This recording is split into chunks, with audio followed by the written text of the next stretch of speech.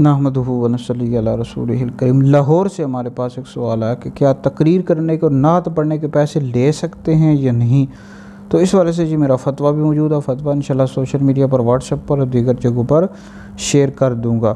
دیکھیں، اس حوالے سے متقدمین اور متاخرین علماء کے درمیان اختلاف ہے۔ جو متقدمین علماء ہیں ان کے نزدیک وعظ، تعلیم قرآن، اذان، امامت ان پر اجرت لینا جائز نہیں ہے، لیکن جو متاخرین علماء ہیں ان کے نزدیک وعظ، تعلیم قرآن، اذان، امامت ان پر اجرت لینا جائز ہے۔ آج کل کے دور میں چیزیں معاوضے کے ساتھ جاری ہیں تو لے سکتے ہیں جی۔ اس طرح نعت خواں بھی اجرت اجارہ کر کے یعنی اجرت طے کر کے پیسے لے سکتے ہیں۔ اعلیٰ حضرت نے فتاویٰ رضویہ جلد نمبر 19 میں لکھا ہے کہ بعض علماء نے وعظ کو بھی ان امور مستثنیٰ میں داخل کیا جن پر اس زمانے میں اخذ اجرت یعنی اجرت لینا، پیسے لینا مشائخ متاخرین نے جائز رکھا ہے۔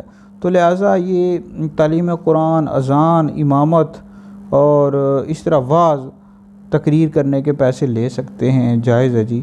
تو یہ ویڈیو سن کر آگے بھی شیئر کریں، یہ آپ کے لیے بہت بڑا صدقہ جاریہ ہے۔